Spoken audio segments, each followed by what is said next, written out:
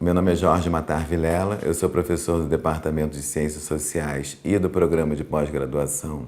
em Antropologia da Universidade Federal de São Carlos.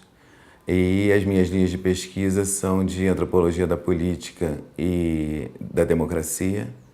da Violência e da Família. Meu campo de pesquisa é no sertão de Pernambuco. Meu projeto mais recente, que se encerrou agora, é sobre eleições, sobre as quais eu fiz pesquisa de campo durante 15 anos. Um aspecto interessante do que os meus dados revelaram é que no sertão de Pernambuco, isso não é exclusividade nem do sertão, nem do Nordeste e nem do Brasil, política, violência e família são, ao contrário do que, a modernidade propõe para nós, são esses três aspectos que são indissociáveis uns dos outros. Não se faz política no sertão de Pernambuco, por exemplo, sem a influência da família e, sobretudo, sem a influência da memória sobre a forma genealógica. E vice-versa, esse é o aspecto mais interessante, não se faz família sem a política eleitoral e partidária. Quer dizer, o aspecto mais importante e mais revelador dessa pesquisa é que as coisas não se passam como se a família fosse um dado natural e que influenciasse a política como um dado social ou cultural. Tanto uma como outra,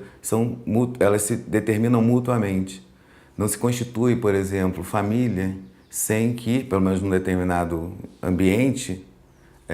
das pessoas que vivem lá, sem que ela seja formulada ou garantida ou tenha uma espécie de manutenção pela política eleitoral e partidária. Um outro resultado interessante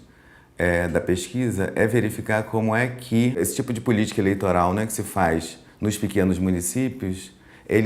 ela se liga indissociavelmente com a grande política nacional. Porque não se elege deputados e senadores e, no limite, governadores e presidentes, sem a produção de votos que é extremamente local e que, por sua vez, estabelece esses laços indissociáveis entre família e política, de modo que as coisas funcionam como se fosse um sistema de segmentação em que os votos são obtidos a partir de um procedimento muito complexo, junto aos residentes desses municípios, por pessoas com quem eles estabelecem determinados laços, entre eles os familiares, mas não exclusivamente. Assim, geralmente, nós temos o mau hábito de compreender que essas pessoas são ignorantes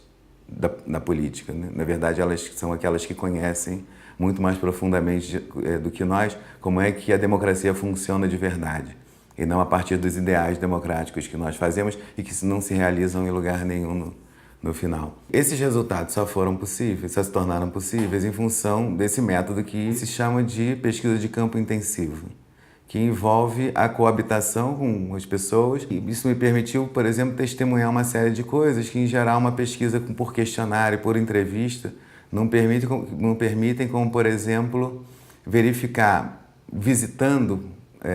junto com os políticos, as pessoas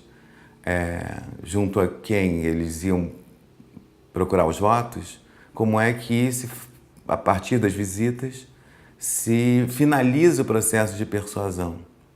Que, assim, como eu disse, é muito complexo, tem uma série de elementos que envolve, evidentemente, circulação de recursos, que não necessariamente se confunde com compra de votos, porque localmente essas coisas são muito distintas umas das outras, inclusive moralmente. Todas essas possibilidades de reflexão e pesquisa acerca da antropologia da política e da democracia só se tornou possível a partir da iniciativa do professor Moacir Palmeira, que coordenou um núcleo de pesquisa chamado Núcleo